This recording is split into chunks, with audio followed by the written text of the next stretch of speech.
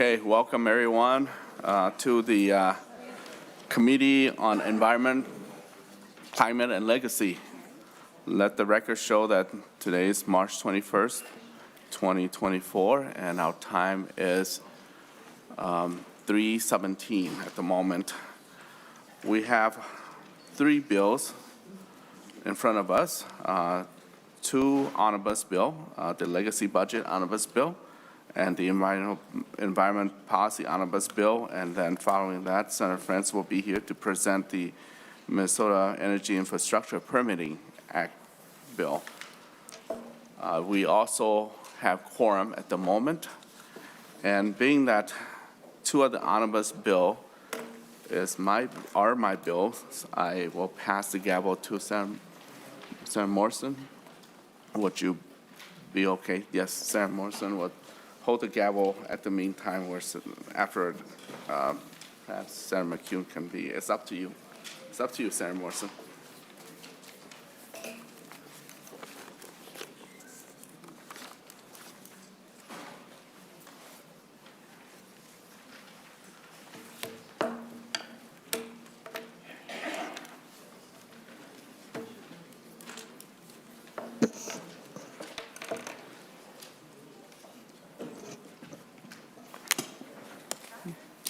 Chair Herr, welcome to the testifiers table. Please proceed when you're ready. Thank you, Madam Chair. The first on the agenda here, we're going to go over the Legacy Budget Omnibus Bill. And as we all know, members, the Legacy Amendment is a result of predecessors, members who had put this legislation in place and had an increase in 2009 of 3.8 of 1% sales tax for enhancing the environment and protection of our wildlife, and in short, also preserve our arts and culture. So there's 4 sections of this, the clean 33% for the Clean Water Fund, 33% for the Outdoor Heritage Fund, the 14% for Park and Trails, and the 19%, a little over 19% for the arts and culture. I'm going to ask Mr. Miller to go through the grid and walk us through. Yes, please proceed. Thank you. Thank you, Madam Chair. I'm going to first go through the spreadsheet that is titled 2024 Senate Omnibus Legacy Bill. Large one like that. Madam Chair, sorry. Senator Herr. I have a delete all amendment, right? We should go ahead with that first. Senator Herr moves the DE amendment. I think it's the A3. The A3 amendment. And then it's got to be A4, which is technical amendment to the A3. Don't we need to do the A3 first? Yeah. The A3 is what you're discussing. And he has a technical amendment to the A4 that you can do now. But don't we need to pass the A3 and then the A4? Yeah, you can do it. You can do it now, or you can do it. Okay. Do the whole thing later? Okay. Okay. Members, why don't we pass the DE A3 amendment, then Mr. Mueller will walk us through it, and then I believe you have another amendment that we'll adopt later. So members, all in favor of the A3 amendment, please say aye. Aye. Aye. Opposed, nay?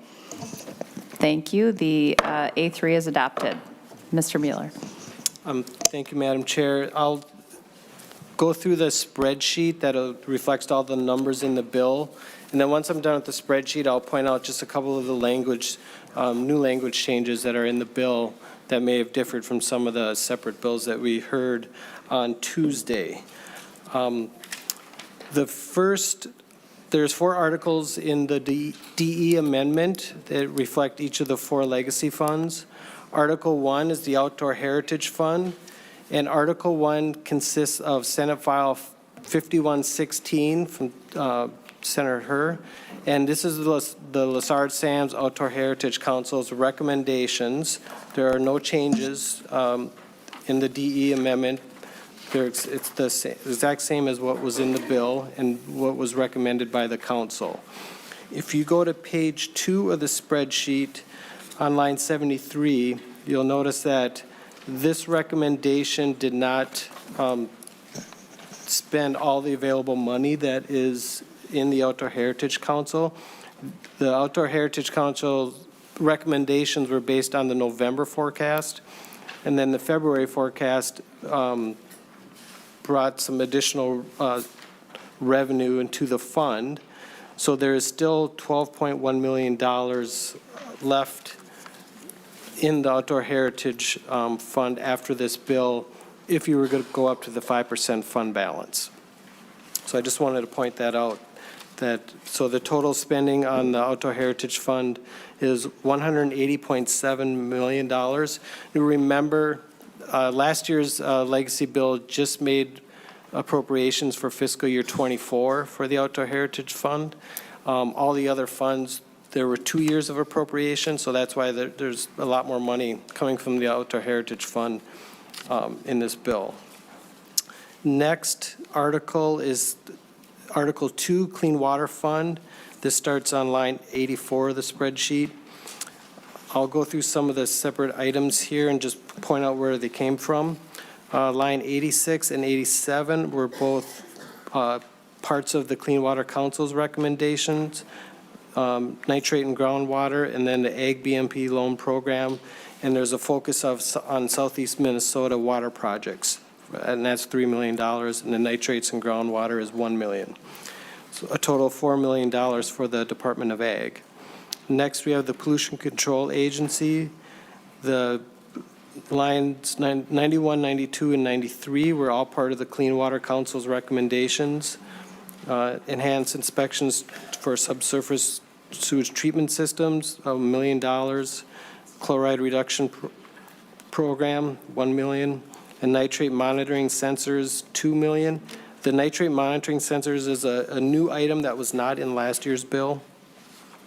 Line 94, this came from Senate File 4073, Senator McEwen, providing $500,000 for testing for PFAS at municipal wastewater treatment plants. Line 95 is from Senate File 3946, Senator Kunish, and this is the Friends of the Minnesota Valley River Watch program for $150,000. So the total for PCA is $4.65 million. Next, we have Department of Natural Resources. This recommendation was also part of the Clean Water Council, $90,000 for additional money for their fish contamination assessment. Next, we have the Board of Water and Soil Resources. All four items on this list were part of the Clean Water Council recommendations. Working lands, floodplains, easements, $2.485 million. Conservation reserve enhancement for lands adjacent to water, $4 million. The Watershed Partners Legacy Grants, $2 million. And Great Lakes Restoration, $1 million. And the Great Lakes Restoration project is a new one that was not in last year's bill, but this was part of the Clean Water Council recommendation. So total for Bowser, $9.485 million. Next, we have the Minnesota Department of Health. All these items were part of the Clean Water Council's recommendations. Line 107 is additional money, $384,000 for drinking water contaminants of emerging concern. And then there's two new items that deal with the Southeast Minnesota nitrate response, $937,000 for well inventory and $180,000 for private well testing. The total for the Department of Health is $1.301 million. Last, we have the University of Minnesota. Line 113 is from Senate File 4143, Senator Morrison. $5.4 million for the 50-year Clean Water Plan. This reflects the bill that we heard on Tuesday as amended and just focuses on the first two phases of the Clean Water Plan. Next, we have stormwater best management practices, $500,000. That was part of the Clean Water Council's recommendations. So total for U of M is $5.9 million. Total for the article is $25.426 million, and that spends the fund all the way down to the 5% fund balance. Next, we have Article 3, starting on line 129. This is the Parks and Trails Fund. This reflects Senate File 3911 from Senator Hauschild as amended. So this appropriates $9.1 million, $9.108 million to the 3 park systems and keeps it at the same ratio that was in last year's legacy bill. So it goes 40% to state parks, which is $3.643 million, 20% to regional outstate parks for $1.822 million, and then metro parks, 40%, $3.643 million. And those amounts will all be added on to what was appropriated last year. Next, we have Article 4, Arts and Cultural Heritage. This starts on line 153 of the spreadsheet. Lines 155 through 157 are the appropriations that reflect 47% of the amount that goes to the State Arts Board, and it splits it up between the arts for arts access, arts education, and arts and cultural heritage. So the total going to the Arts Board is $5.738 million. Next, we have the Department of Administration, and under this heading, a number of the bills that we heard on Tuesday will be part of this, are under the Department of Administration. Line 160, the Burger Fountain renovation, this is from Senate File 2820, Senator Dibble, for $250,000. Line 167, the Cannon Falls American Veterans Memorial Park. This is from Senate File 4427, Senator Mitchell, $250,000. Line 162 is the Indigenous Roots Cultural Center from Senate File 4434, Senator Herr, for $200,000. The Croatian Hall renovations, Senate File 3440, Senator Klein, for $195,000. The Ramsey Stonehouse relocation from Senator Pappas's bill, Senate File 3395, for $300,000. The Minnesota Military and Veterans Museum, Senate File 3844, Senator Mitchell, for $275,000. Line 166, to proceed. Arts, Culture, and Environment Preservation. This is Senate File 5022, Senator Herr, for $150,000. Line 167 is from Senate File 3586 from Senator Omu-Vrayton. It's for a grant to Art from the Inside for $150,000. And then the last one under the Department of Administration is the Twin Cities Jazz Festival promotion from Senate File 5044, I believe, Senator Hoffman, for $75,000. Next, we have the Minnesota Humanities Center. There's on line 173 is $2.7 million that goes to their competitive grant program that was in the legacy bill last year. Last year's bill only funded the money for the competitive grants in the first year. This adds 2.7 to that competitive grant program in the second year. And adds another $76,000 to emergency grants. This was also in last year's bill for $100,000. This adds another $76,000 to the emergency grants that were under the community ID heritage grants sort of umbrella. Then the other new item that is under Humanities Center is from Senate File 5003, Senator Herr. This grants for underrepresented groups and cultural studies materials for $1 million. Next, last agency here is the Historical Society.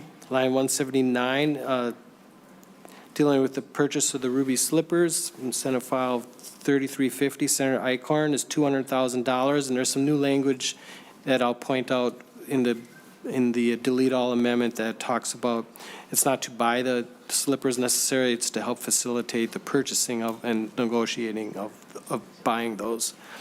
Line 180 and 181 are both from Senate File 5065, Senator Pa. There's two separate appropriations in that bill. There's a $250,000 for competitive grants dealing with 50 years of Southeast Asians in Minnesota. And then $150,000 goes to the Minnesota Historical Society for their community program.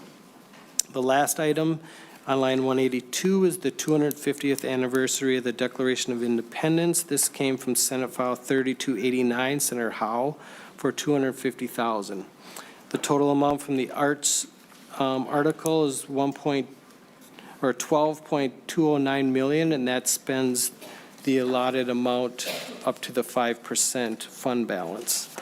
I'll just note on the last page of the spreadsheet gives the totals for each fund, and I'll put in my annual plug for the Legacy website, which has information about all the past appropriations and links to all the agencies that have open grants and to the grant programs that are cited in the last year's bill and this bill. It's a good website for researching what has been funded. That is it for the spreadsheet. I can go point out a couple things in the DE amendment, Madam Chair. That would be great. Thank you, Mr. Mueller. So, Madam Chair, just a couple, I won't go through everything in the DE amendment. I'll just point out some language, new language items that were maybe different from some of the bills. Article 1, again, reflects Senate File 5116, which is the recommendations from the Lessard Sam's Outdoor Heritage Council and all the projects, and they are here. If there are any questions after I get through with the bill, to answer any questions about the proposals in Article 1. Article 2 starts on page 24, and this is the Clean Water Fund. Pretty much it's a lot of the language, like on page 24 and top of 25, are all boilerplate language that we use regularly in the legacy bills. I will point out Section 3 starts with the Department of Agriculture. This is an appropriation. The $1 million for the nitrate is in addition to what was appropriated last year. So that $6 million was appropriated last year for the biennium, and this adds $1 million to it. Also, on page 26, the best management practices, the $3 million appropriated here is added to the 9.6 that was appropriated in last year's bill. Down to the Pollution Control Agency, on line 26.17, the $1 million for the subsurface sewage treatment systems is in addition to the $7.1 million that was appropriated in last year's legacy bill.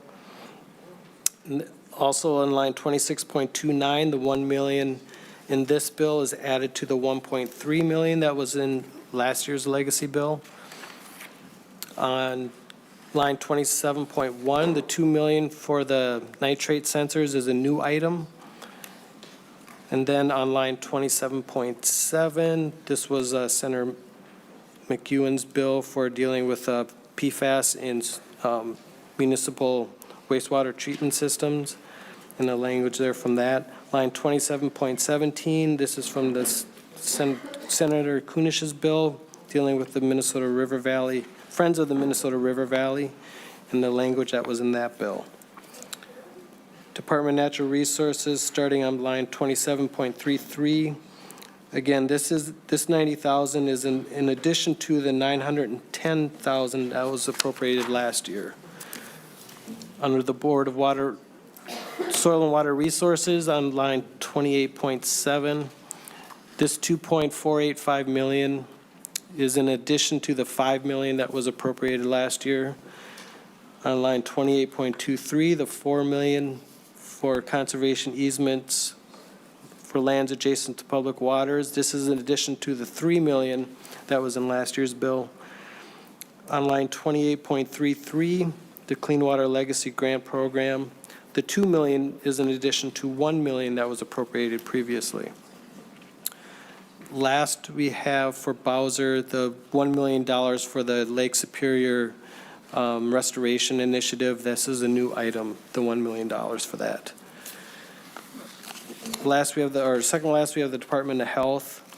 The first item there, $384,000. This is in addition to $10.1 million that was in the bill last year.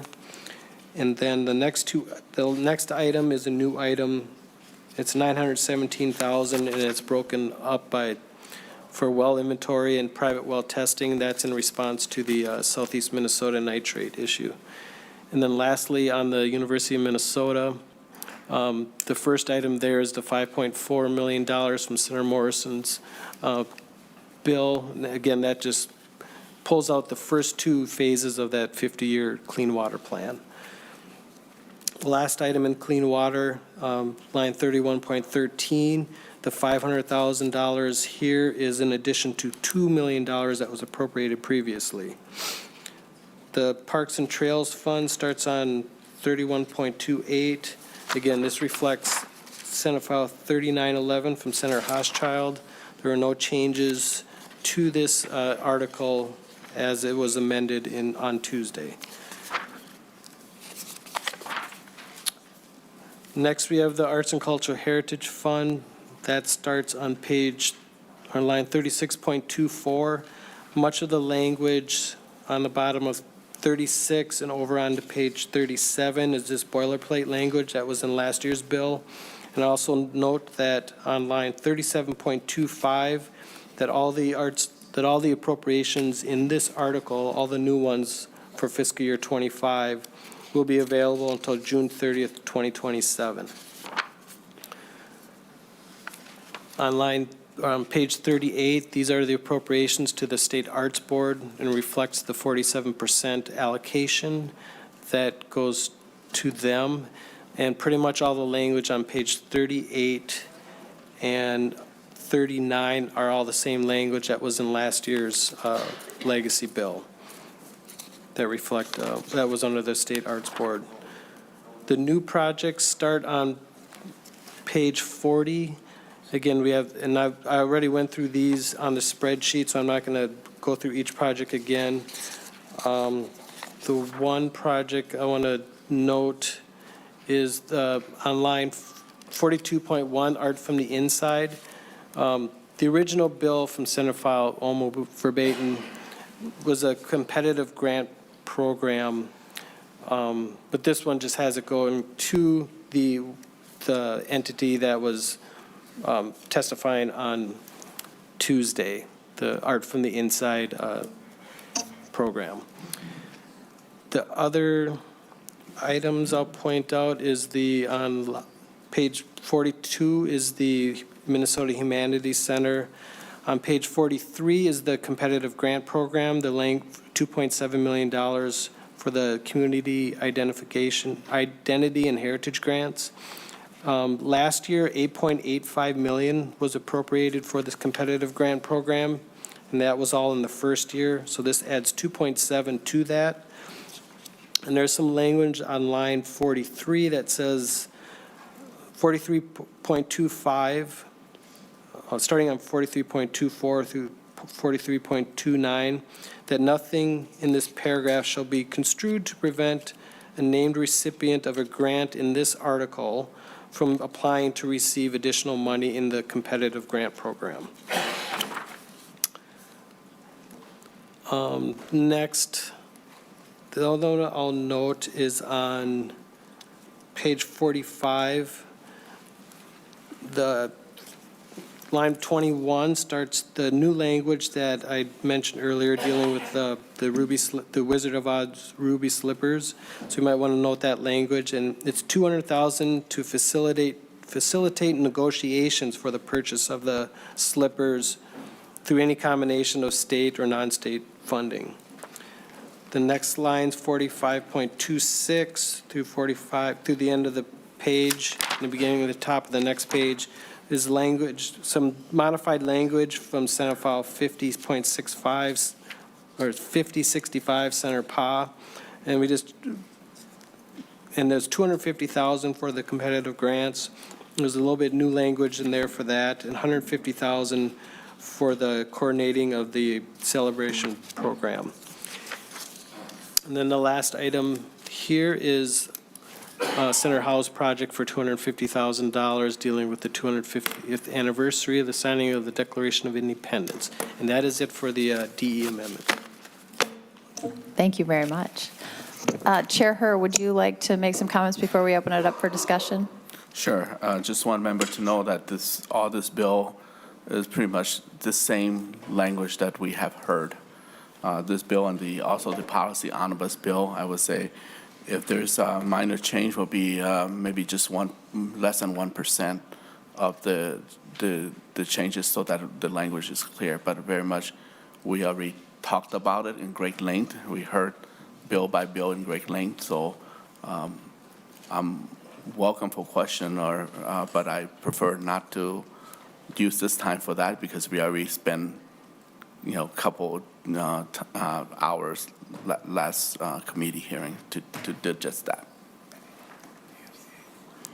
I believe, thank you, Chair Herr. I believe Senator Hauschild has an amendment he wanted to offer. Thanks, Madam Chair. Senator Hauschild. I don't know the number of the amendment. I believe it's the A4. Thank you. Okay, so I have the A4 amendment, which simply changes a date that was a mistake for the Greater Minnesota Parks and Trails. And I do have somebody in the audience, Elizabeth Wayfold, if anybody has any questions. Okay, members, let's adopt the A4 amendment unless there are objections. Okay, everyone, all in favor of the A4, please say aye. Aye. Opposed, no. The A4 is adopted. Members, discussion. Senator Green. Thank you, Madam Chair, and thank you, Senator Herr. We did talk, and I told you that I'd keep my questions down to a couple, and I will. But, excuse me, but I would like to know if the Lessard Sam's folks would come forward, and if there is anybody from Ducks Unlimited or Pheasants Forever. I just got probably 2 or 3 questions total. Sure. I'd like to call Mr. Mark Johnson, and perhaps. Welcome to the testifiers table. Which of you would like to go first? Please state your name for the record and proceed. Madam Chair, my name is Mark Johnson. I'm the Executive Director of the Lessard Sam's Outdoor Heritage Council. And I think, actually, Mr. Pavelko will be lined up to answer this question unless you prefer, Mr. Green, or Senator, I can take it. Okay. Senator Green. Thank you, Madam Chair. There's a lot of money in here for both Pheasants Forever and Ducks Unlimited.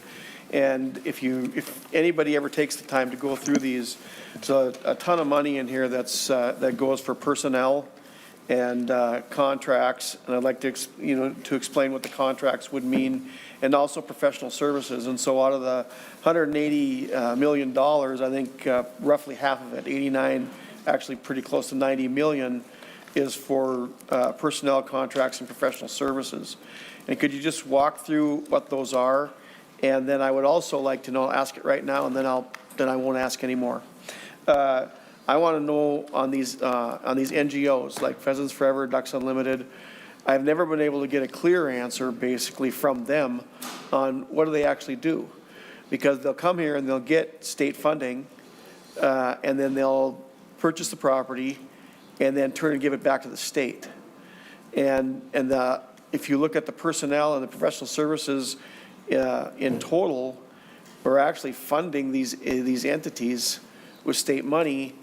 And what are we gaining for it? Those are the 2 questions. Please state your name for the record and then proceed. Good afternoon, Madam Chair and members. My name is Joe Pavelko. I'm the Assistant Director with Lessard Sam's staff. I think the easiest way maybe to describe this would be to walk through a project. So we'll talk about Pheasants Forever and Ducks Unlimited, but all of the other NGOs basically do the same thing. There's slight variances between the NGOs, but basically this is how they all work. So before they actually start spending money and buying land, they're actually going out and looking at the properties and determining whether or not this property would be feasible for restoration work. So for example, Ducks Unlimited, their focus is on wetlands. So they're going to be going out looking for properties that have restorable wetlands on there. And so part of their personnel costs are actually taking the time to look at properties to make sure if they do acquire this property that they can restore the wetlands and provide the wetland habitat for wildlife and ducks. So part of that process may be hiring an engineer and an engineer would look at it, and if we know anything about southwest Minnesota, all of the property has some sort of drainage on it, whether it be tile lines or ditches, and those are all legal agreements with the landowners, neighbors, and so the Ducks Unlimited has to make sure that if they buy this property, that they have the legal ability to not only change or modify the drainage system, but allow restoration. So they may hire an attorney to look at it and make sure that they can change and modify that agreement. Also, they may have to hire an engineer, and that would be professional services. The engineer will look at it, look at the elevations to make sure that if they restore the water, that it's not going to drown out someone's farm field or, have a negative impact on somebody's property. The same thing goes for Pheasants Forever, although they don't focus so much on wetlands. They focus more on uplands. And after they acquire it, so obviously they're the ones doing the acquisition. They're the ones meeting with the landowners, meeting with the neighbors. We're paying them personnel time to actually do that. After it gets acquired, then the real work starts. And the whole reason why OHF uses money to buy the land is to provide the habitat for the fish, game, and wildlife. And so that is the most important part of this whole process. After it gets acquired, there's a lot of work that goes into it.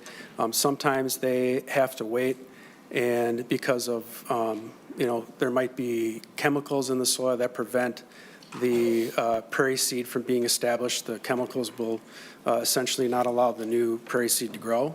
So they have to work with landowners or find a neighboring farmer to work that land until the soils are ready. And so during that time, Pheasants Forever will have professionals, people that are experts in soils and seed. They'll figure out, where to plant it based on the topography, how dry the soil is, if it's loamy, if it's clay soils, if it's wetland soils, if it's, there's lots that goes into it, and they have to pick the right kind of seed to go on the right type of soil. They also work on the wetland restorations, like I talked about before, and they're basically getting it to a point where it's fully restored. They have 4 years after they acquire the parcel to get the restoration done, and we give them that much time so that it's a quality project and a quality product, so that after it gets transferred to the DNR or the Fish and Wildlife Service, that there's very little maintenance and financial obligation for the DNR. So it should be a nice, clean package ready to go for the DNR to manage, and that includes putting in parking lots so that people can access the site, posting boundary signs so that the public uses the right side of the property and not the private property. There's lots that goes into it, but that's basically it's starting from project to end, and obviously the NGOs do work with the state or the feds based on if they need wetland permits, which is quite often, but for the most part, the NGOs are doing the majority of the work, and then it just gets transferred to the DNR once that's done. Thank you, Mr. Pavelko. Senator Green? Senator Eichhorn? Thank you, Madam Chair, and Senator Herr. I'll keep mine to just a couple as well. And while the outdoor heritage folks are up there, I think I'll ask this one first. I'm curious about the total amount of acreage and land that's being purchased. If you've got that and kind of where it's going to be at, what part of the state? Mr. Johnson, Mr. Pavelko? Who wants to take that?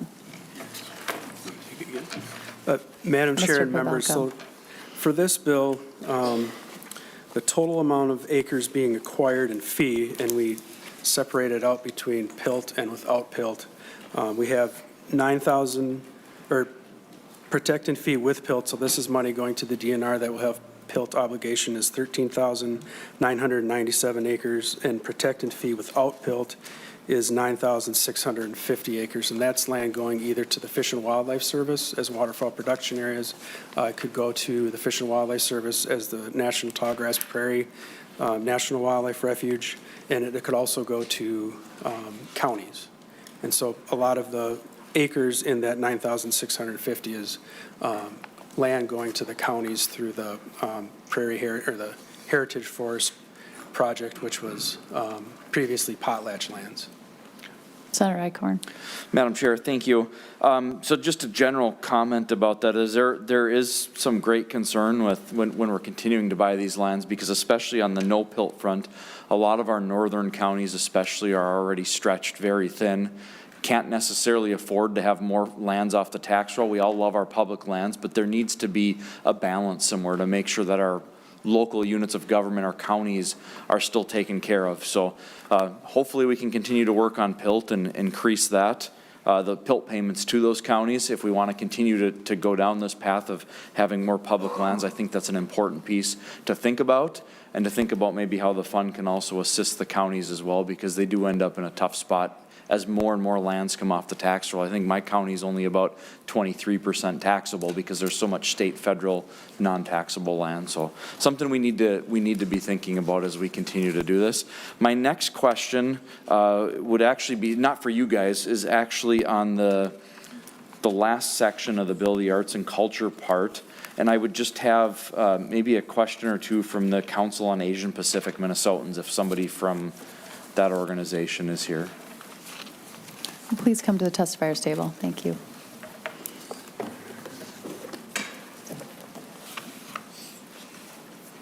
Welcome. Please state your name for the record and proceed. Madam Chair and members of the committee, good afternoon. My name is, for the record, my name is Andrew Morris, and I serve as the Public Affairs and Legislative Liaison at the Council on Asian Pacific Minnesotans. Mr. Morris, would you like him to repeat the question, or Senator Icorn? I didn't ask the question. Senator Icorn, I just please wanted ask to a be able to question. come up. Yeah. Didn't want to interrupt you. Thank you. Thank you, Madam Chair. So we do have a couple grants in here for honoring the 50th anniversary commemoration. I think that's a good thing. We should honor that.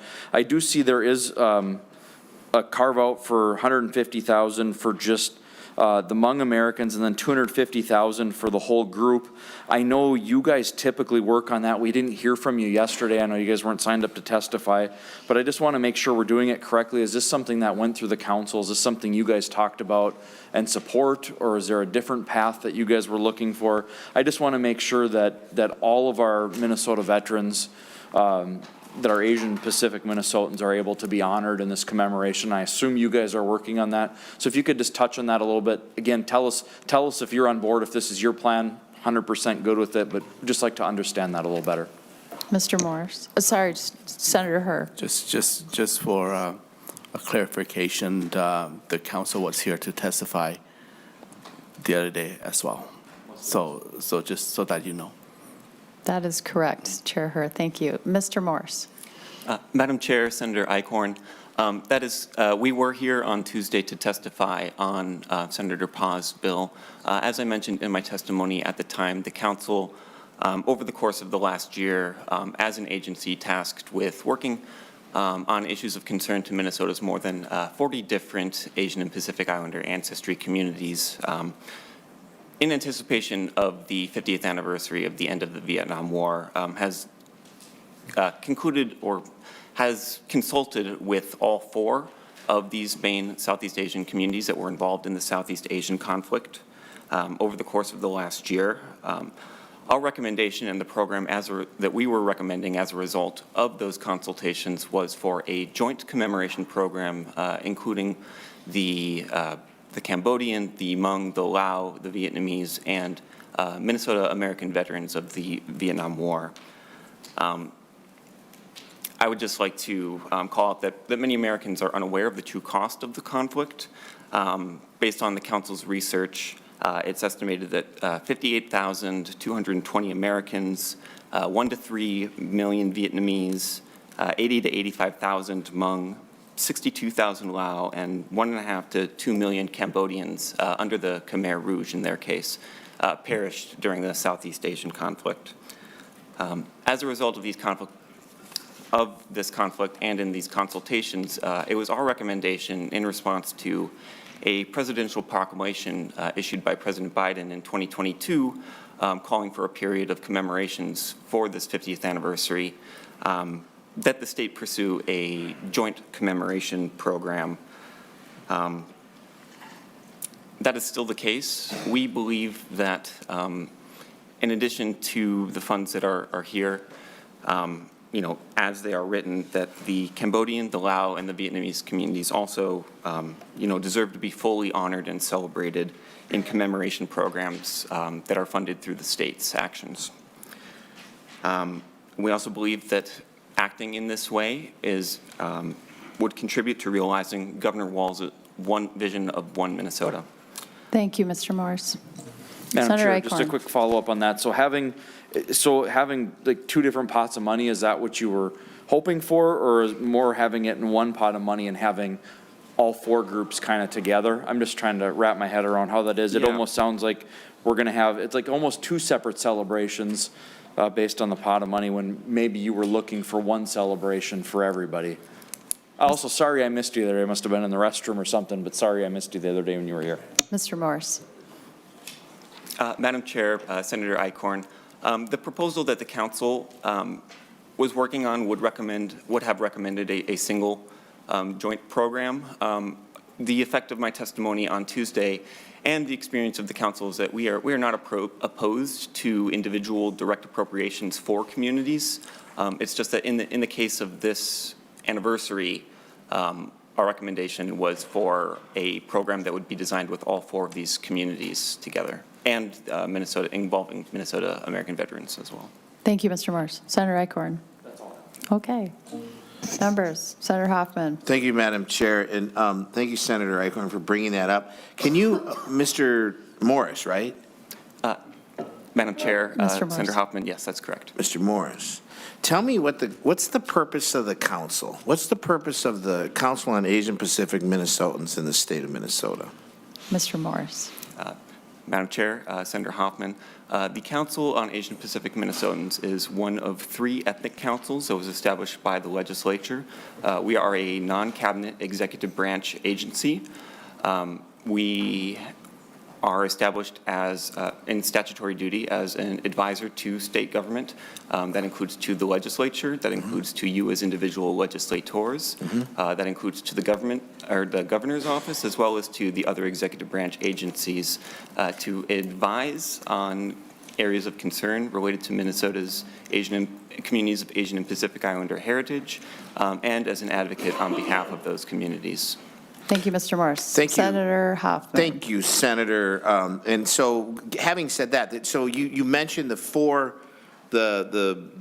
other communities that are involved with the 50-year heritage celebration, or the 50 years of being here in the wonderful, beautiful state of Minnesota. The governor, the president's commemorative in 2022 to say there should be something that's a comprehensive and coordinated and collaborative effort. I think that's where the words coming from the feds were about who's been involved with the conflict that occurred, right?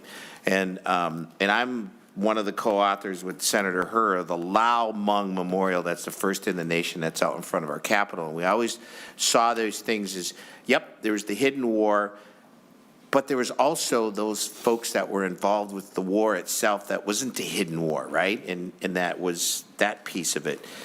But the council itself represents all of those other communities in the state of Minnesota, correct? It's a yes or no question, Madam Chair. Mr. Morse. Madam Chair, Senator Hoffman, yes, that is Thank correct. you. So, Senator Hoffman. Madam Chair, my point here is this.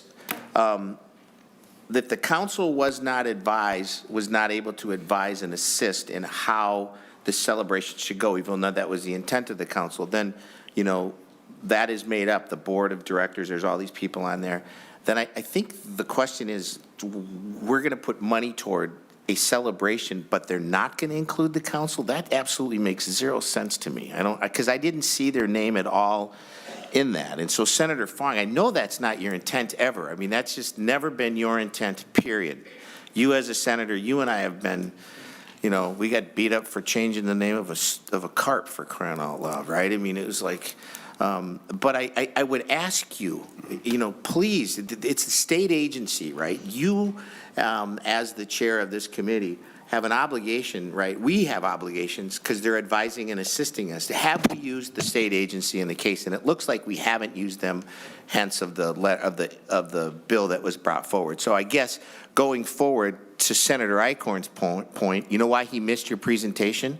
Because somebody told him the red slippers were someplace that he could go find them. Senator Her, would you like to respond? Yes. I appreciate Senator Alcorn and Senator Hoffman. Maybe the moment that was discussed that day, perhaps either of you were absent during that time. And so I would prefer that we get the context of the bill. I know that we should have had this little debate then, but I appreciate that bring up the issue. And I'm sure that when the legislation process, we are here elected as legislative representative people, so we will have the first shot at putting legislation up front. And this bill is still going to travel to the floor, going to go to conferencing, and we still have time to work things out. I'm looking forward to that at the end when it will work out, everybody will be part of it. And also when the plan is laid out, whether this is part of it, I'm sure the council will be in a partial or major part of the development as well. So, but at this moment, I think, legislative voice do matters for the people that put us here in the office. Senator Her, those seem like good concluding remarks unless anyone else has other questions. Senator Hoffman. Thank you, Madam Chair. I'm hearing that Senator Fong is absolutely going to go with working together collaboratively and cooperatively and all those wonderful Cs. So thank you, Senator Her, as always. Okay, then with that, members, Senator Her moves Senate File 5116 as amended to be passed and referred to the Finance Committee. All in favor, please say aye. Aye. Opposed, no. The motion prevails, and you are off to the Finance Committee with Senate File 5116 as amended. Senator Her. Congratulations. Thank you. Senator Her. Let's see, let me get my paper Senate File organized here. 3631. Okay, Senate File 3631. Madam Chair, I have a delete all amendment, the A2 amendment. Senator Her offers the A2 amendment. Would you like to adopt the amendment or discuss it first? We'll adopt the Adopt it? amendment. Okay. It's a delete all. Members, this is a delete all amendment, the A2. All in favor, please say aye. Aye. Aye. Opposed, no. The A2 is adopted. Senator Her, to your bill. Madam Chair, and again, all the provision in this bill are bills that we have heard and discussed great length through many committees. And so if any point brought up, I hope that it's not redundant to the point that we have discussed. I do have 3 amendments. First, maybe we could get the bill in shape and then proceed from that point on for discussion of the whole bill, and we'll pass the I will pass a walkthrough of the whole Senate File 3631 to Mrs. Stanley. Okay, Mr. Stanley. Thank you. Madam Chair, members, as you know, this is the A2 amendment, and rather than walking through the entire 11 or 12-page summary, I'm just going to hit on the document entitled Source of Language Included in 3631DE. Article 1 consists of the entire electronic license system bill. That's Senator Her's Senate File 3905. Article 2 is Senator Her's Senate File 3559. That's the Bowser Policy Bill. Article 3 contains provisions from various other bills that I'll mention now. The first of these is Senate File 3400. That's Senator Hoffman's Digital Proof of Game and Fish License. The next is Senate File 3631. That's Senator Her's DNR Policy Bill. Senate File 3728 is Senator McEwen's Recovering Waste Heat from Wastewater Bill. That includes the amendment that was adopted in committee. The next is Senate File 3730. That's Senator Kunish's Native Prairie Protection Bill. Next is Senate File 3808. That's Senator Kupek's Shotgun Zone Elimination Bill as amended in committee. Next is Senate File 3963, Senator Hoffman's Fish and Wildlife Advisory Committee Changes Bill. Senate File 4038, Senator Hauschild's Classifying Forestry Data Bill. Senate File 4116, Senator McEwen's Minnesota Resilient Community Act. Next is Senate File 4142, that's Senator Herr's Game and Fish Technical Bill. Next is Senate File 4165, that's Senator McEwen's bill to clarify DNR's rulemaking authority. Next is 4168, Senator Mitchell's Waste Composition Studies Requirement Bill. And finally, Senate File 4492 is Senator Herr's Manure Feedlot Change Bill. Thank you, Mr. Stanley. Chair Herr, would you like to adopt your other amendments? Yes, Madam Chair, and just so that you know, I'm sure you feel it too, the weather's, the room's temperature is dropping, so I'm a little shaking. It's not that I'm nervous or anything, but. Chilly. We have three amendments here. And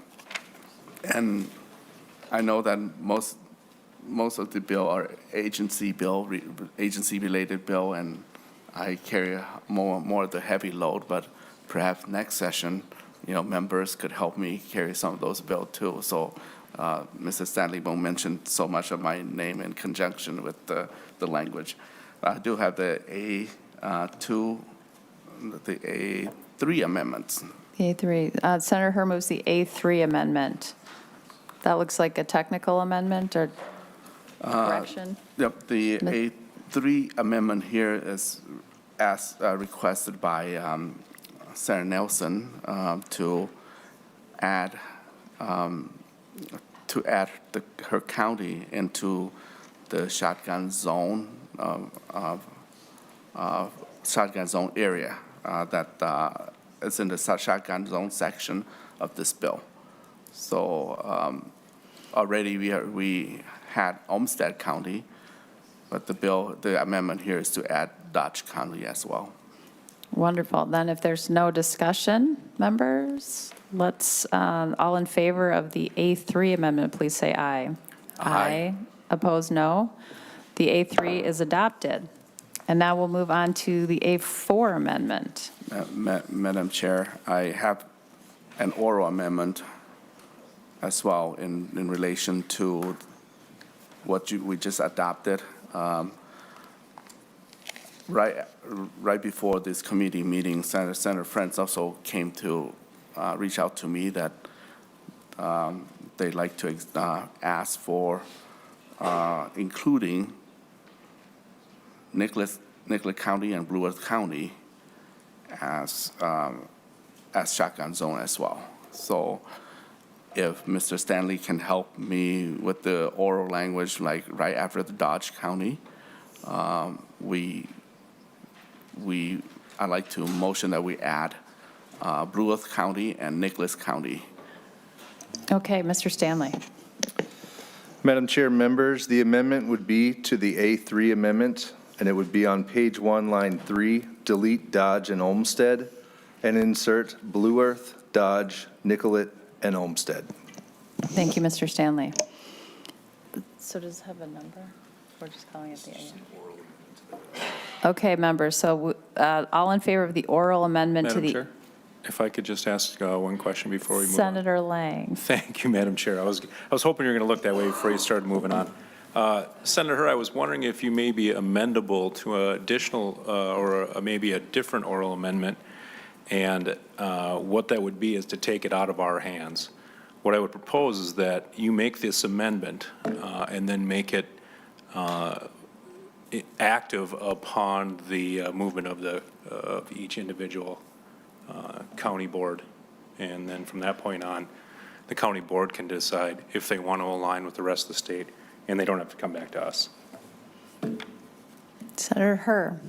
I think that we're just fine, Madam Chair, if Mr. Stanley can help us with the language, and maybe he can read it one more time so that we all are clear with the new adaptation proposed by Senator Bear with Lang. us.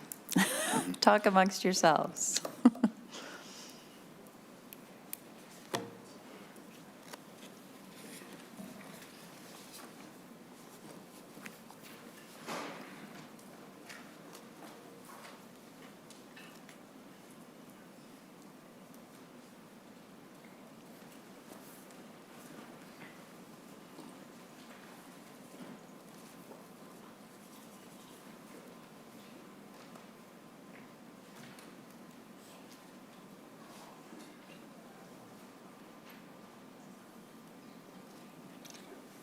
Mr. Stanley. So, Madam Chair, I'll just repeat the statement I said earlier of the first part of the amendment, and then I'll add something here. The amendment would be to the A3. This is an oral amendment to page 1, line 3.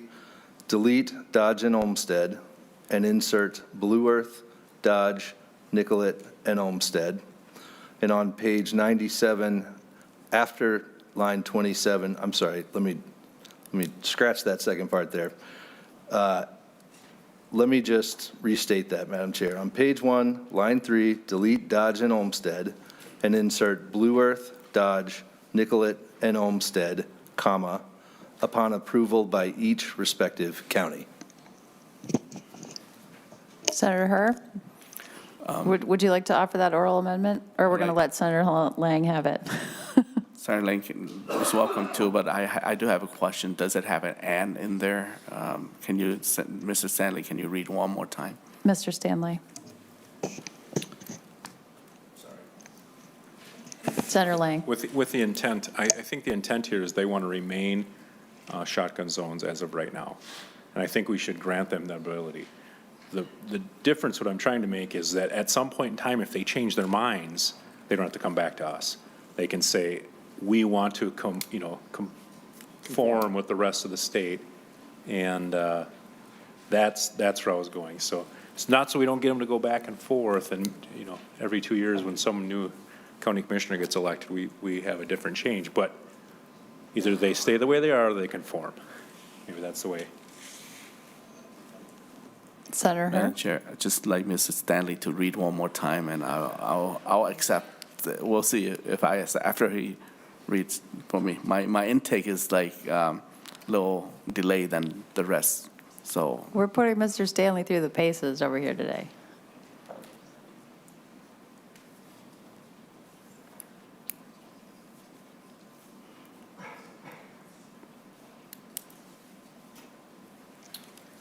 Mr. Stanley. Madam Chair, I think the amendment would be on page 1, line 3, delete Dodge and Olmsted and insert Blue Earth, Dodge, Nicollet, and Olmsted. And after counties, insert comma, until such time as each respective county elects not to be included in the shotgun use area. Senator Herr?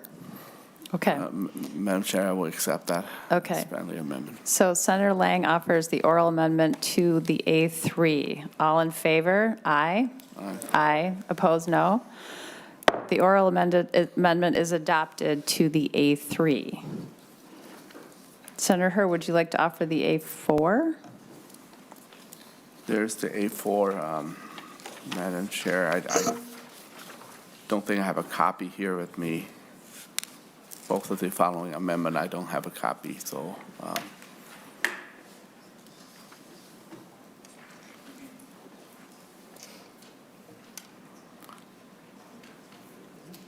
Perhaps. On its way. Perhaps Bowser and Okay. the I think Association of Minnesota County. I think Mr. Stanley will explain this one. Yes, okay. Mr. Stanley. Madam Chair, excuse me, this is the A4 amendment, and there is language from the Bowser bill that affects the authority of counties with jurisdiction to enforce buffer law requirements. One of the changes to the bill on page 53 says that when a county or a watershed district has jurisdiction to enforce those buffer requirements, that that is revocable by Bowser. What this language would do is add some clarity to describe when it can be revoked by Bowser. So the language would say, instead of just it is revocable, it would say it's revocable by Bowser action if the adoption and implementation of the local rule is not in compliance with the requirements of that section. Thank you, Mr. Stanley. Members, if there is no discussion about the A4, okay, all in favor of the A4, please say aye. Aye. Aye. Opposed, no. The A4 is adopted. Senator Herr. Madam Chair, I do have the A5 amendment as well, but were composed right before session, so I don't have that copy here. Senator Hur offers Right the before committee, A5 amendment, and I think if someone from Bowser is here, that would be helpful too. And also Mr. Brian Mortensen from Association of Minnesota Counties, if he can come and testify on this, in this regard as well. So what's A5?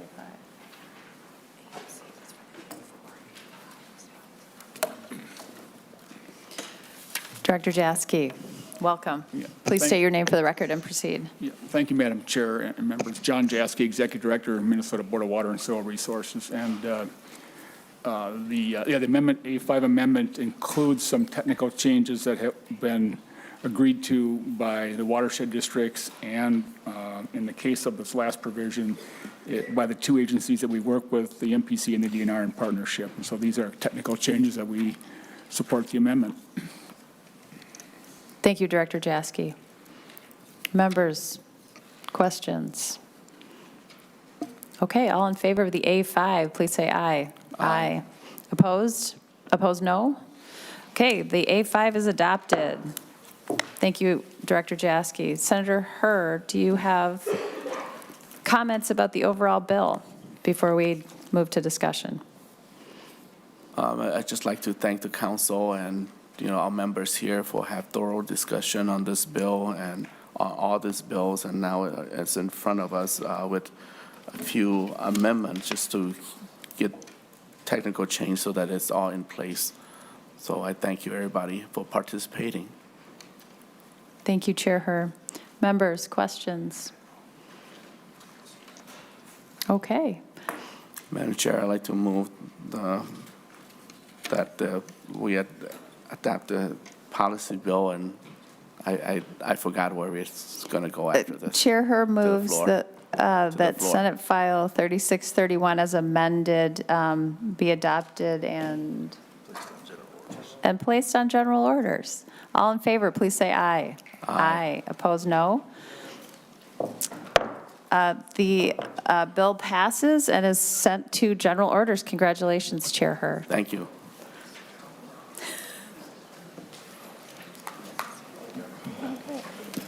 Oh, my God.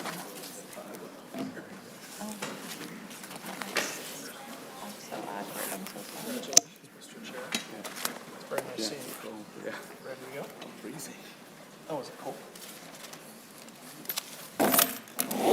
Did you want me to sit down?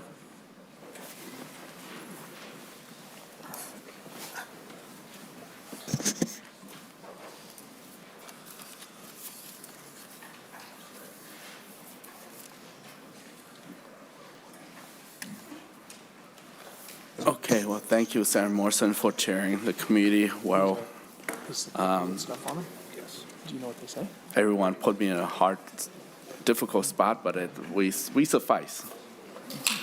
I think the hardest part was the temperature down there, Senator Frentz. So welcome.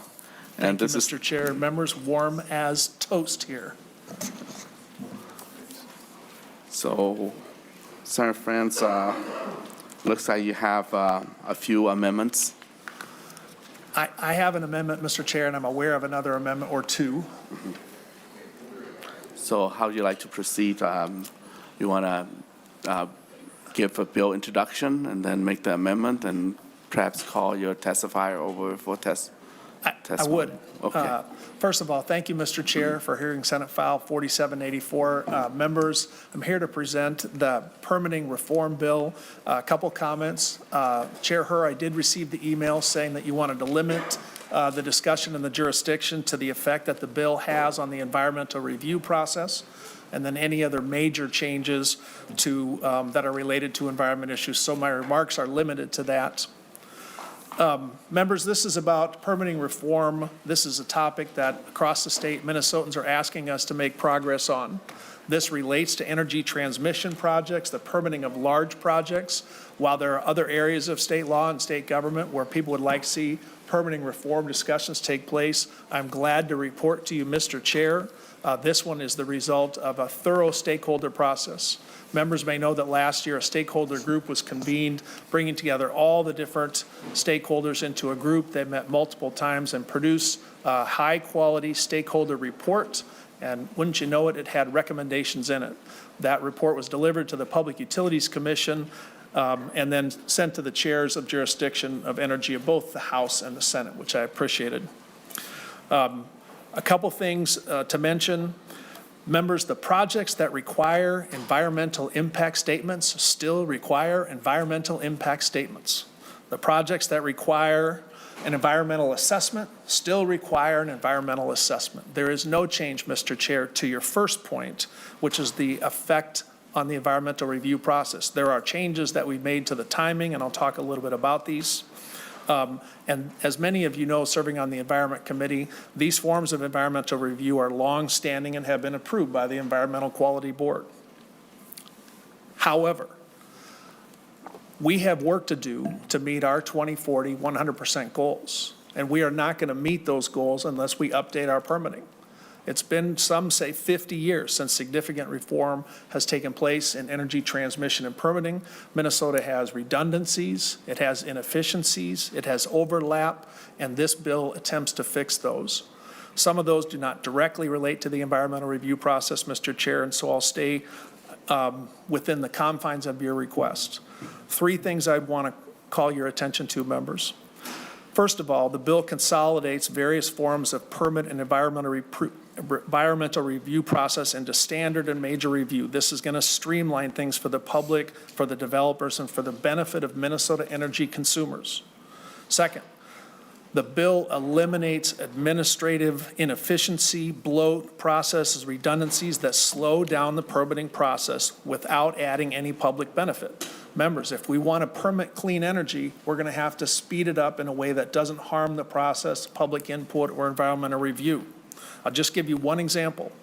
I would guess it would surprise you to hear that when an application for a permit comes in, that it is a requirement that the entire Public Utilities Commission convene and hear it, simply to say that the permit application is complete. That's a surprising inefficiency, and the bill does away with that and many others in the name of improving the overall timelines. That and many other changes in the bill are presented to you as a way to shave between 9 and 10 months off the permitting process.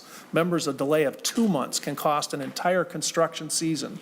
We're not just talking about getting to our clean energy goals, we're talking about saving money for the consumer, saving money for the developers, and saving money for Minnesota. Finally, the bill transfers the EERA unit from the Department of Commerce to the Public Utilities Commission. The reason we do that is that the EERA staff does technical analysis so they can brief PUC members, interact with PUC staff, eliminate public confusion, and this change will stop the wasting of time going back and forth. These are simple administrative improvements that many Minnesotans would say, I'm surprised it was done this way in the first place. And to that point, Mr. Chair, there are no other agencies that do it this way. This will conform the process to what every other Minnesota state agency and all of government currently enjoys. With that, Mr. Chair, I do have the A17 amendment. All right, the A17 amendment is coming your way, members.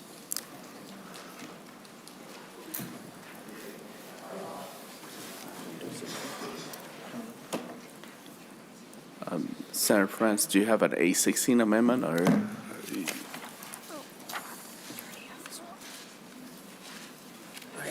I have both A16 and A17.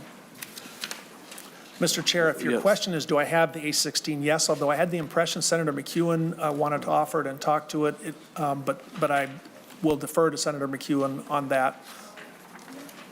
Okay. But I have the A17, and if it's okay with Senator McEwen and everyone else, start by offering the A17, which is very straightforward. Okay. Onto your amendments, Senator Frentz. Thank you. A17.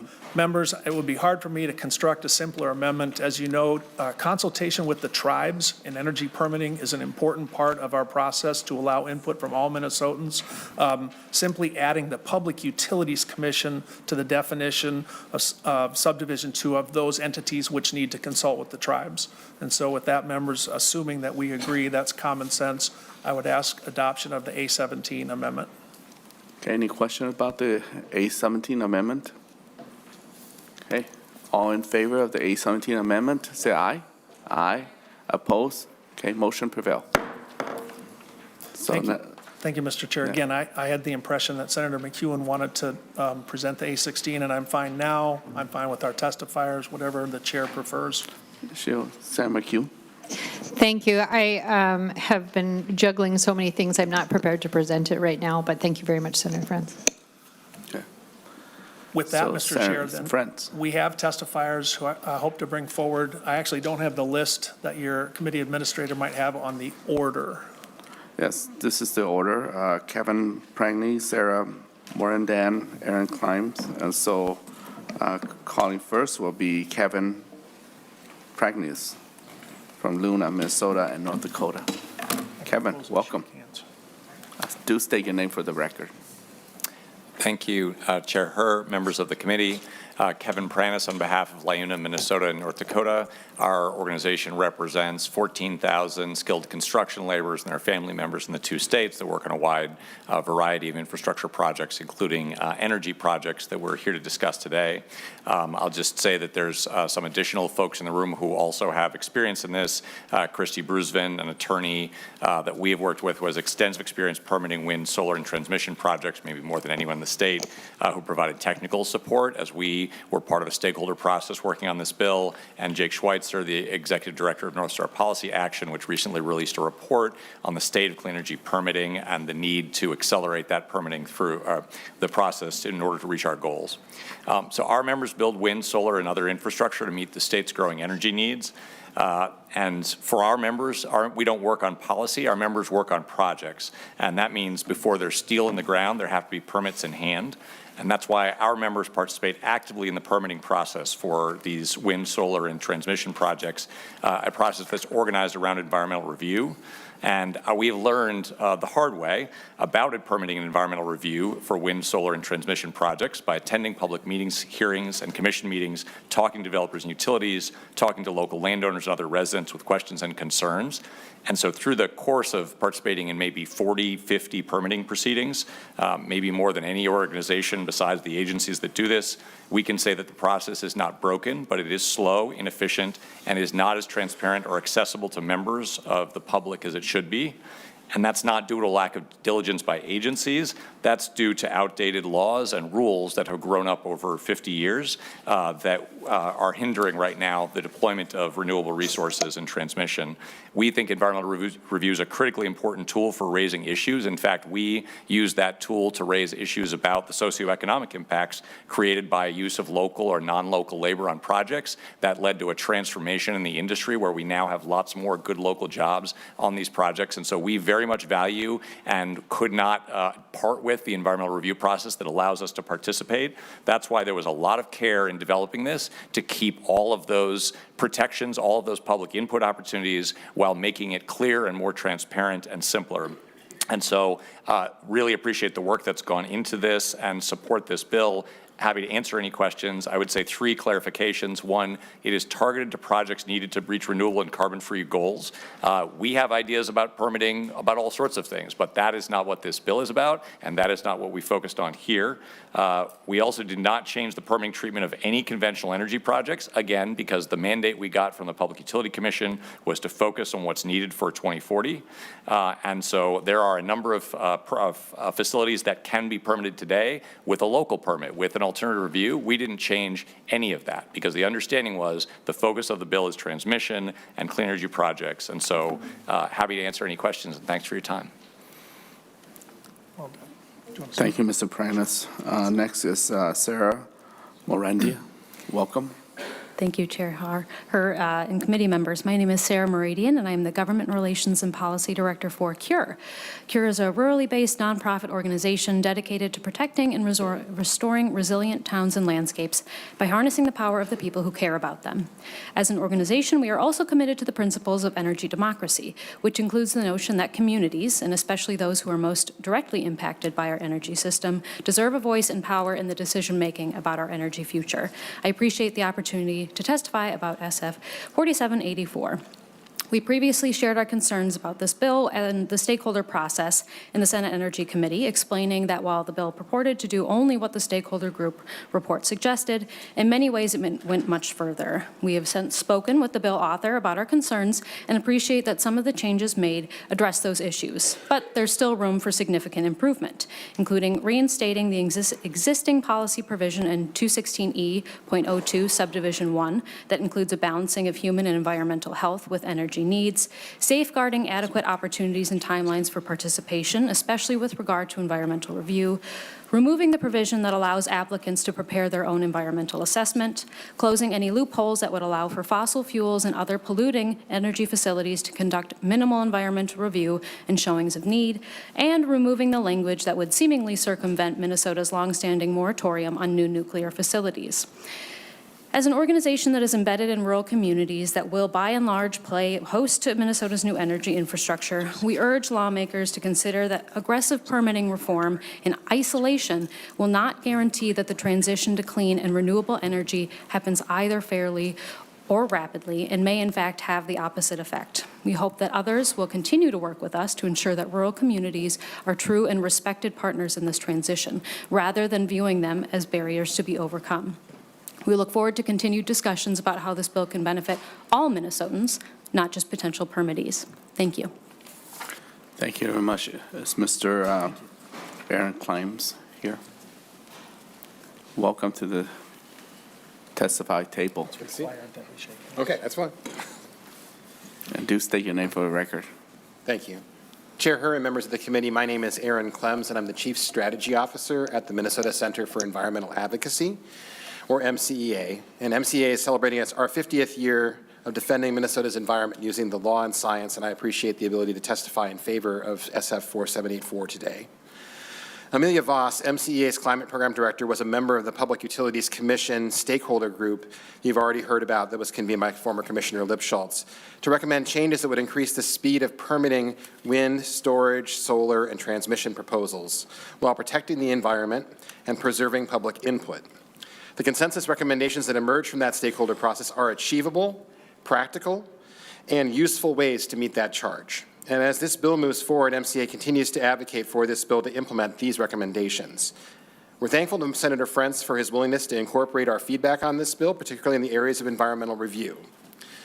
MCEA participated in the stakeholder group and supports the consensus recommendations that emerged from it because we are always interested in finding common ground that protects the environment, allows public input into important decisions, and makes these decisions clearly and expeditiously. We look forward to working with Senator Frentz and other stakeholders to see these recommendations made into law, and I thank the committee for their time today to share our support. Thank you. Thank you, Mr. Clinton. The testifier we also have in our midst here is staff from Department of Commerce to stand by for any question. Senator Hauschild, do you have an amendment? Okay. Thank you, Mr. Chair. Yes, I do, and I also don't know the number to this one. My apologies. A18. A18, thank you. So while he's handing that out, I'll describe the amendment and just sort of explain why I feel it's necessary. So first, I just want to applaud Senator Frentz and the stakeholders that have worked diligently on this green energy transmission permitting reform. Obviously, I firmly believe that we need to reach our 2040 goals that we passed last session, and I think it is critical that we pass this legislation in order to do that. You know, to me, Minnesota has been known as a state that works. It's kind of one of our unofficial slogans. But we need to keep that. We need to keep that slogan that Minnesota is a state that you come to, that you can be in, where the government works with you, works for you to help you accomplish your goals. And it's my feeling that we can't in good faith work on just a green energy permitting reform package and leave out other projects, businesses, industries that have been screaming for some sort of reform as well. There's a lot of sides to this issue, super controversial. We have folks that want to get rid of all the environmental regulations we have. We have folks that want to implement more. environmental regulations. And this bill really doesn't tackle, or excuse me, this amendment doesn't really tackle sort of all of those sides. We also know that the Chamber of Commerce has a broad permitting reform package this year, and I applaud them for doing that. That's why I authored their bill this year. However, I want to actually do something. I want to take a small step towards doing something for broader permitting reform. So that's why I have this amendment that I've worked with the MPCA and DNR on. They are supportive of this amendment. And in essence, what it would do is allow for coordinated project plans for EIS projects, and some further transparency and reporting back to the agencies when permits are delayed. And so I'd like it, if possible, for Mr. Stanley, perhaps just for transparency purposes, to maybe describe the amendment for everybody. And then I can take questions as well. Mr. Stanley. Mr. Chair, members, as Senator Hauschild said, we're talking about the A18 amendment, and it applies to projects that require the DNR or PCA to prepare an EAW or an EIS and to associated permits.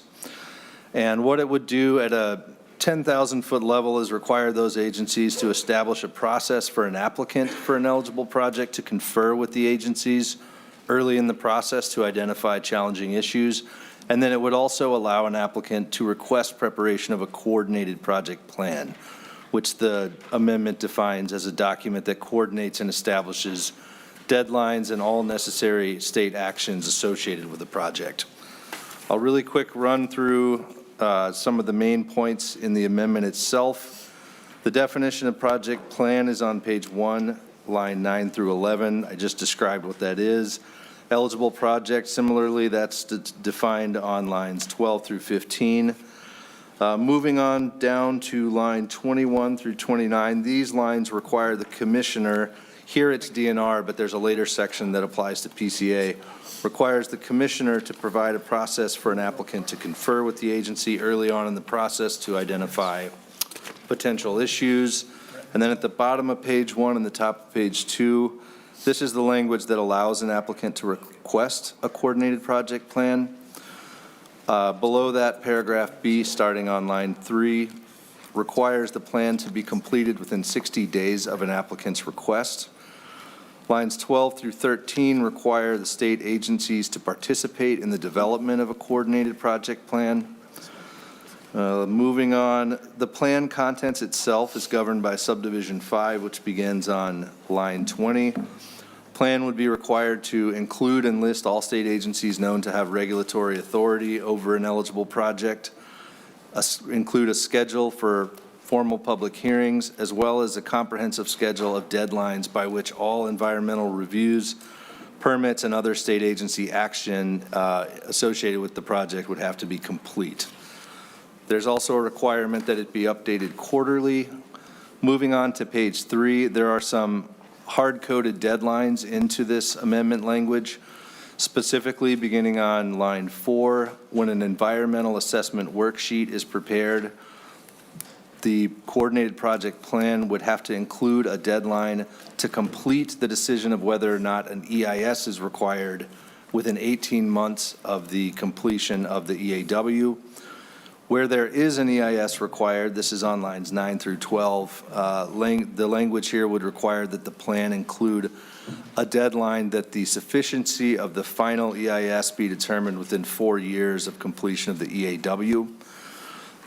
Moving on down to lines 18 through 23, this would require state agencies to adhere to the deadlines in the plan with respect to eligible projects. Towards the bottom of page 3, if a deadline can't be complied with, the affected agencies would have to explain why the deadline could not be met. Would also be required at the very bottom of the page to consult with the applicant before amending a deadline, There's also language on page 4 that would, or at the bottom of page 3 and top of page 4, that would provide that where the overall schedule slipped more than 20%, there would be various reporting requirements, and there would be an ongoing obligation to update appropriate legislative committees on further delays at that point. And then, Mr. Chair, Section 2 goes from page 4 to the end of the amendment. This is a carbon copy, essentially, of what is in the first part of the bill. It's just that it places these same requirements in the PCA statutes, whereas Section 1 is in the DNR statutes. Any question, members? Any discussion on the A18, Senator Hauschild's amendment? Senator Frentz. Well, thank you very much, Mr. Chair, and thank you, Senator Hauschild, for your work. Sounds like we share an interest in permitting reform going forward to benefit Minnesotans. I'm asking members to vote no on the amendment, and there are a couple basic reasons. First of all, as I mentioned, the bill before you is the result of stakeholder engagement over energy transmission and large projects, extensive stakeholder engagement. My concern, as it has been as this bill has traveled through the process, is that anything that's added to that potentially threatens to undermine the stakeholder process. I'm assuming that they're getting wind of it now, and I don't want to do anything which expands the bill and creates opportunities for more people to object to it. All of us have bills that we're worried if things go on. That's part of it. And I guess I would say, to be fair, the issues are different in energy transmission from an air permit or a permit issued by the DNR. I do think the amendment is outstanding in the template for how we might want to look at permitting. And in the same way we did a stakeholder group for energy transmission, I hope that we put together stakeholder groups immediately for these other areas, because I think we can make the same kind of process. With that, I respect every member of the committee and ask for a no vote, but thank you, Mr. Chair, for the opportunity to comment. Thank you. Senator Eichhorn.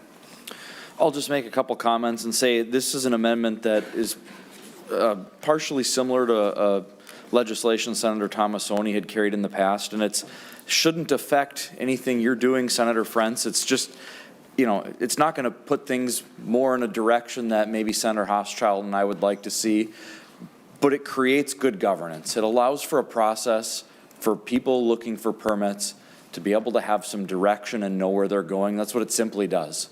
I think your folks that are interested in your underlying bill would probably like the same transparency.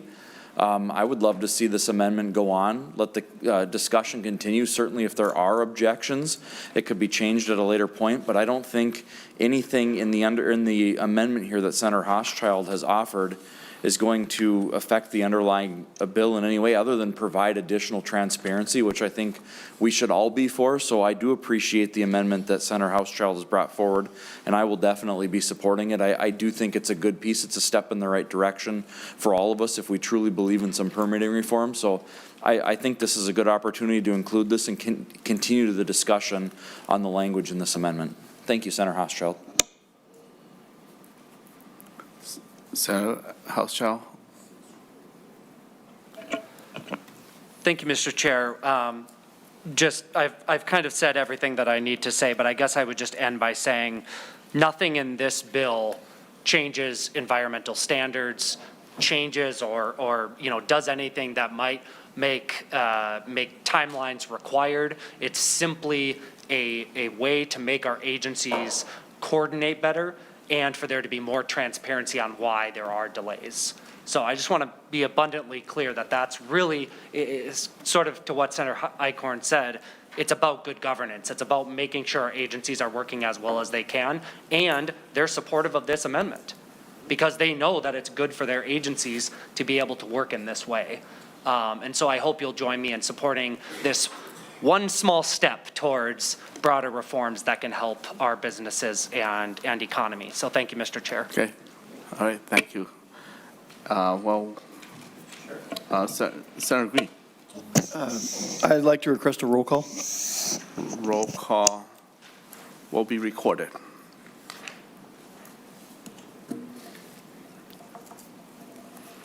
So we'll move, Senator Hauschild move that the A18 amendment be adapted to Senate File 4784. Roll call. Chair Her, No.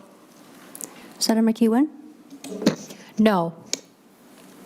Senator Icorn, Aye. Senator Green, Yes. Senator Hauschild, Aye. Senator Hoffman, Aye. Senator Kunish, No. Senator Lane, Aye. Senator Morrison, No. Senator Weisenberg. Yes.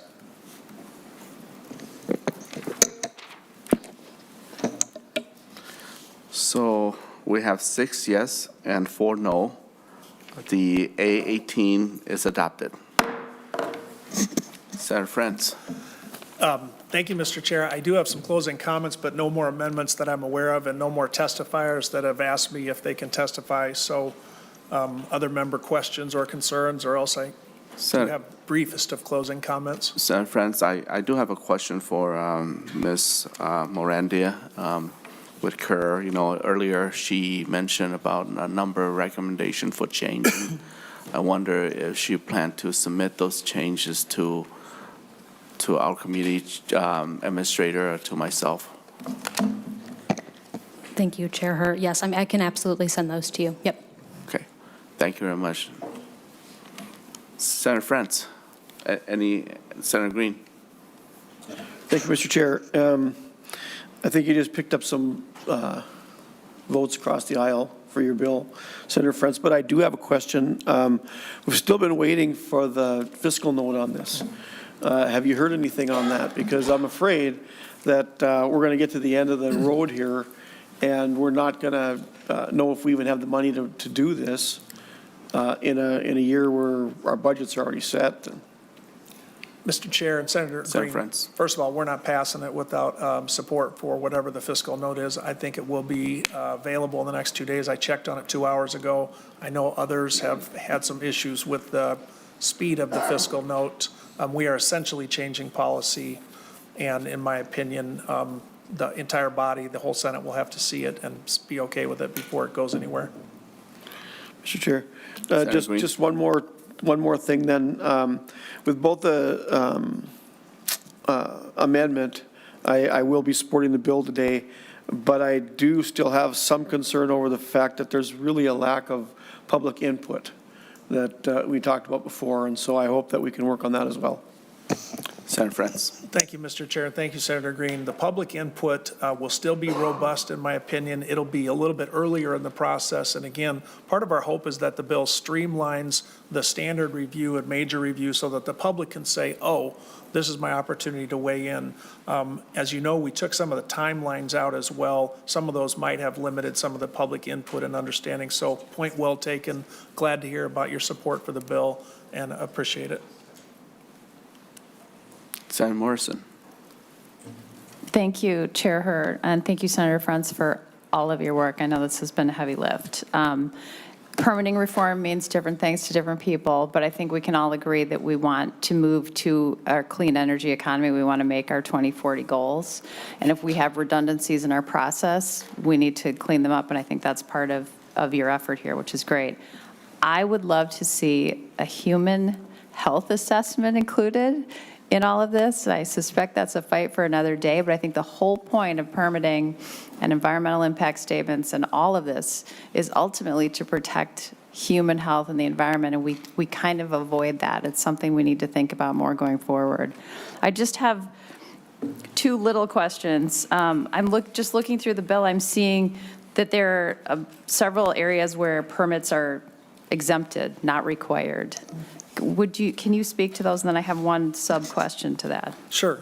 Well, members, having passed the 100% clean energy by 2040 bill, clean energy projects now are presumed to have met the certificate of need requirements. So we used to say, well, show us that you need this. It is presumed now that those projects are towards the goal of 100% clean energy, the theory being there would be no other reason. So that is essentially what we're talking about there. I do have Will Seupert, the Executive Secretary of the PUC, if you want a more detailed, sophisticated, super granular analysis. Mr. Prentice, I bet, would also be willing to offer testimony if you're interested, Mr. Chair.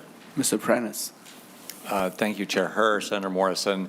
To your point, there are a number of, we learned a lot in the process of working on this bill. One thing we learned is that there's a number of things that you can get. There are a number of things that don't require permits today in current law. There are a number of types of facilities for which you can get a local permit. We had no idea. It turns out the law contains many surprises. It's 50 years old, and so there are a number of facilities that do not require permits today, and we did not create new permit requirements for those. We really focused on trying to simplify for the projects that were targeted, and so I think that we did not Christy could speak for sure on this, but we did not remove, I think Christy could speak to the exact list of things that required a permit that do not. It is very small and focused, I believe, on small transmission. But. Okay, do come to the testify table and state your name for the record. Welcome.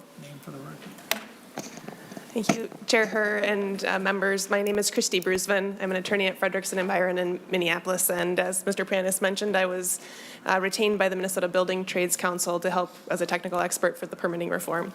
So to your question on the projects that are exempt or do not require any additional approvals from the commission, those are found in the exempt projects in section 10 on page 18 and then in section 11 on page 19.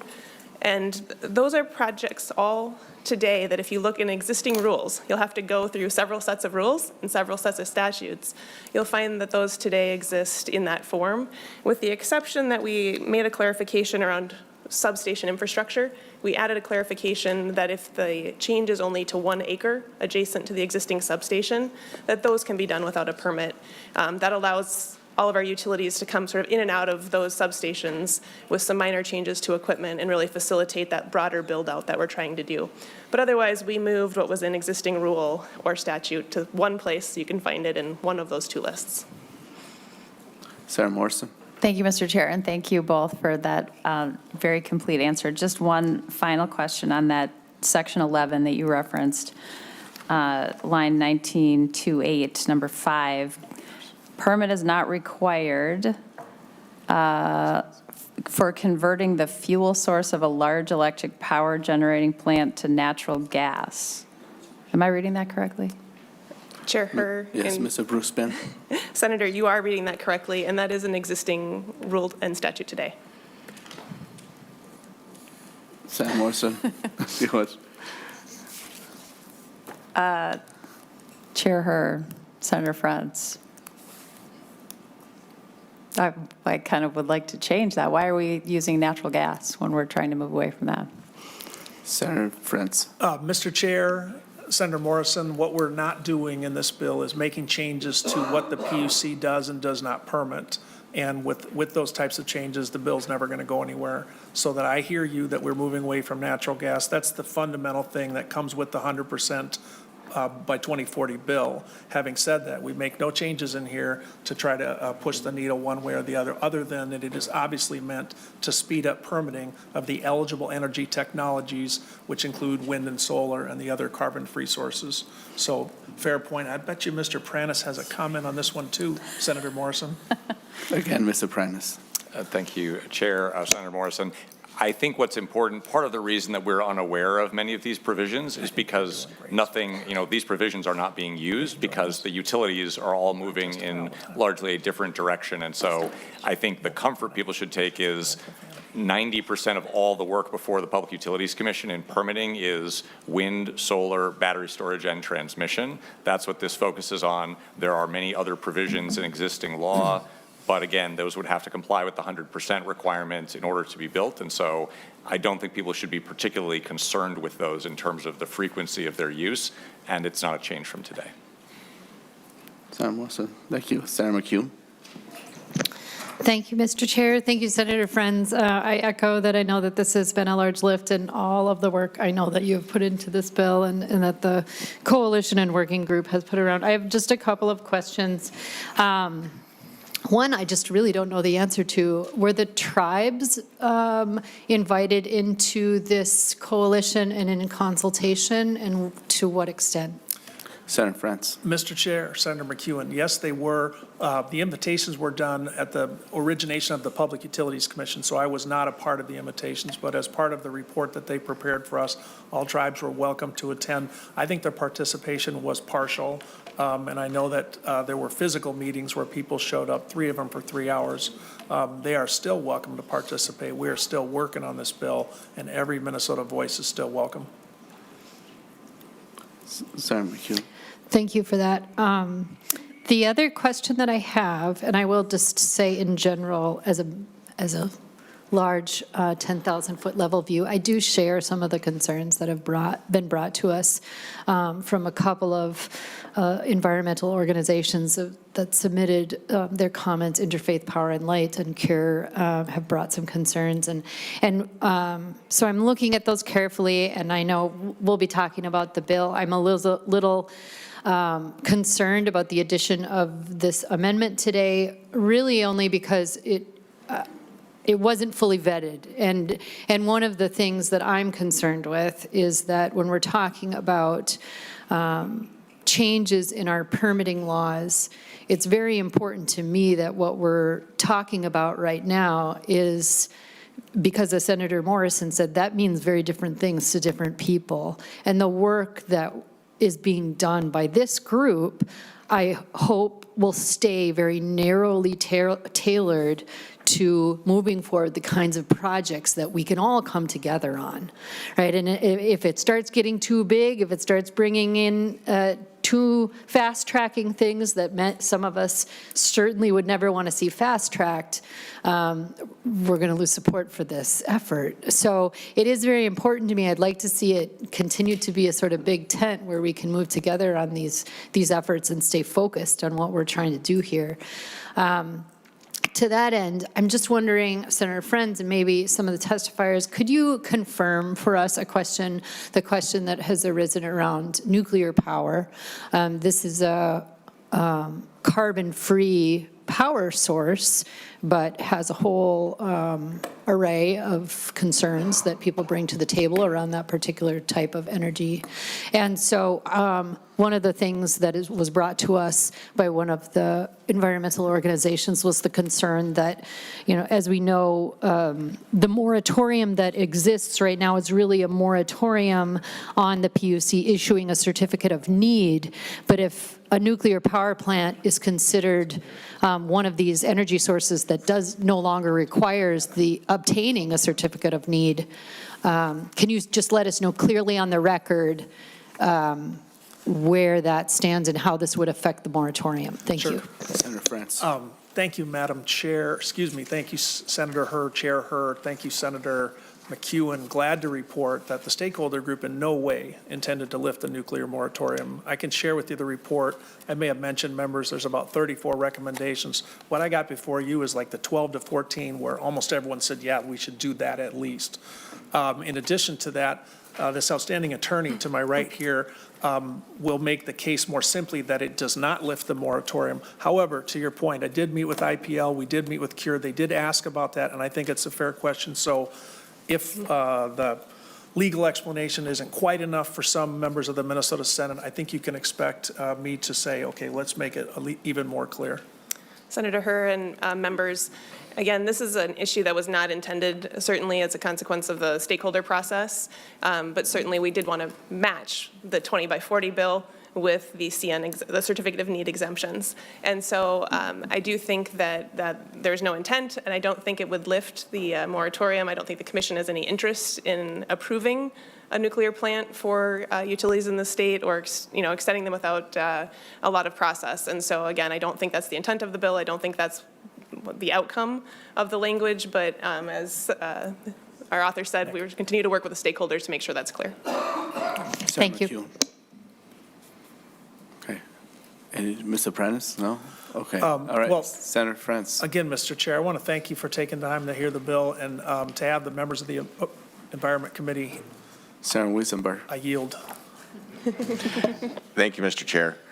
I'm usually pretty quiet. No. So I just wanted to bring up some things I heard and talk about something that happened in my district this year. I heard we need to ensure people are not harmed Those that are most impacted deserve a voice. We need to make sure we're not harming our rural communities. Now, when we shut down Sherco, I had about 5,000 people lose power in my district this year, and it got really cold. There were people in Foley in a nursing home. They actually had to move them so they didn't freeze. Now, are we going to let people die because we have to get there too quick? We can't do that. Now, that didn't happen in your communities, but it happened in my community. If we lost power in the Twin Cities, would we slow down a little bit? No, there was too much draw, and there wasn't enough power there, so something blew, and then people lost power for like 15 hours, and it got put back on. But this was when it got really cold, and it was way below zero. Now, thankfully, we didn't have more days like that, but if we had a winter that was like that, we could have been in trouble. So we have to be concerned about these things. That's I know you're concerned about people, but we can't go too quick because people could die, and we can't have that happen. So, thank you. Senator Frentz.